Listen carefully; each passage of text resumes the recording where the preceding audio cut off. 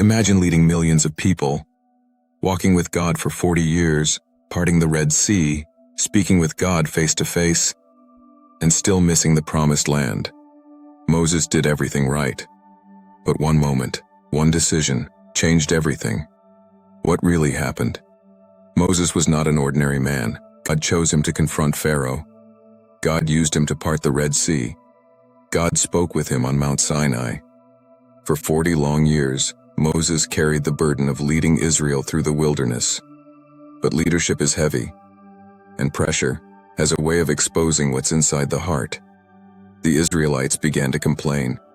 Again, there was no water. Fear spread through the camp. Voices rose in anger. "Why did you bring us out here to die?" They blamed Moses. They accused him. They pushed him to the edge. Moses was exhausted.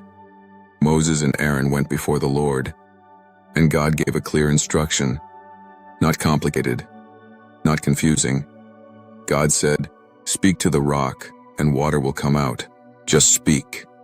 Not strike, not force. Just trust and speak." But Moses was angry. Years of pressure, years of complaints, years of frustration boiled over in one moment. He stood before the people and said, "Must we bring you water out of this rock?" Then Moses did something small, but very costly. Instead of speaking, he struck the rock. Not once, twice. Water still came out. The miracle still happened. But heaven had taken notice. After the water flowed, God spoke to Moses and Aaron, and the words were heavy. "Because you did not trust me enough, because you did not honor me before the people, you will not bring this assembly into the land I promised." Imagine hearing that.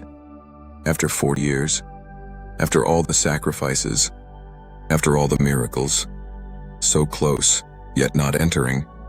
This story is not about one angry moment. It's about something deeper. God was teaching Israel, and us, a powerful truth. Partial obedience is still disobedience. Pressure reveals what's in the heart. Even great leaders must fully trust God. Moses was faithful, but in that moment, he relied on frustration instead of faith.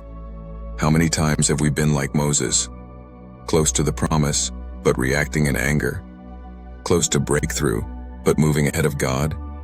This story is a warning, but it is also mercy, because it reminds us to trust God fully, even under pressure. Moses never stepped into the promised land, but his story still speaks, not to condemn us, but to remind us, finish strong, trust completely, and obey, even in the small moments, because sometimes one moment can change everything. If this story spoke to your heart, subscribe for more living scripture stories.